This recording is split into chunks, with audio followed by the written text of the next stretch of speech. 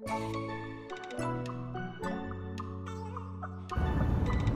ดินทางกันแล้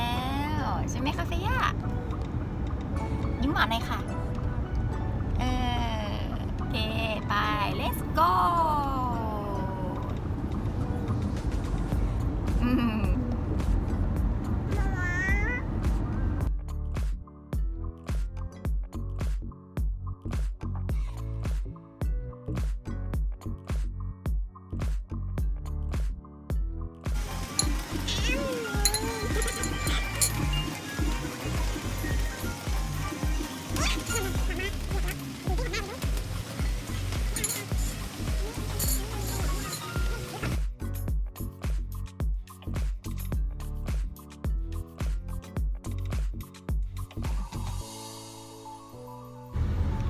หลับแล้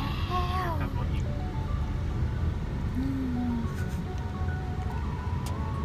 ยังไม่ถึงที่พักเลยนะคะทุกคนหลับแล้วค่ะเราจะใกล้ถึงที่พักแล้วนะคะเดี๋ยวดูกันค่ะว่าเป็นยังไง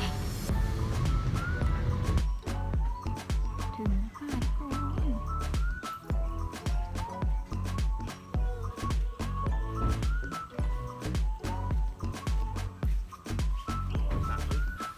ใช่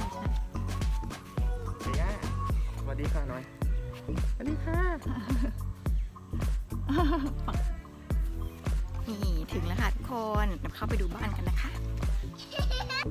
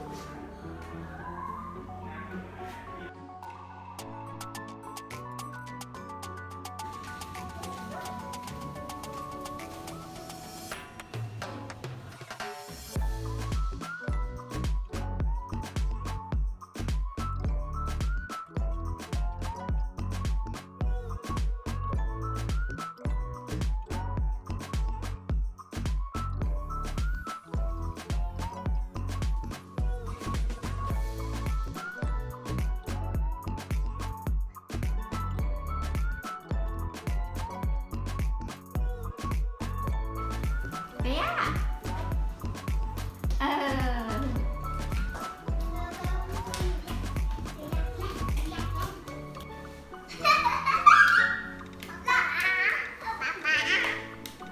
นี่ทุกคนเราจะไปว่ายน้ำกันแล้วนะคะนี่ let's go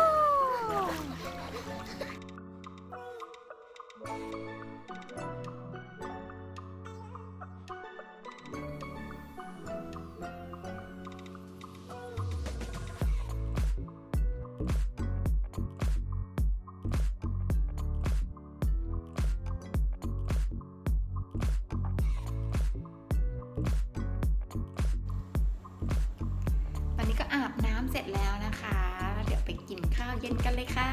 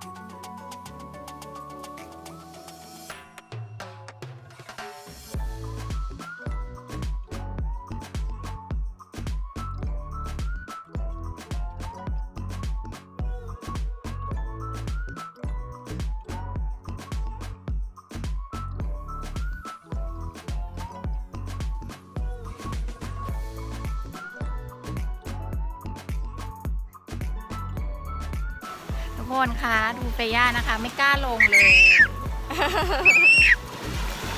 เมื่อกี้เราเดี๋ยวเฟย่าไม่กล้าลงทะเลเหรอทำไมอ่ะ ลงได้เนี่ยเห็นไหม แตะแล้ว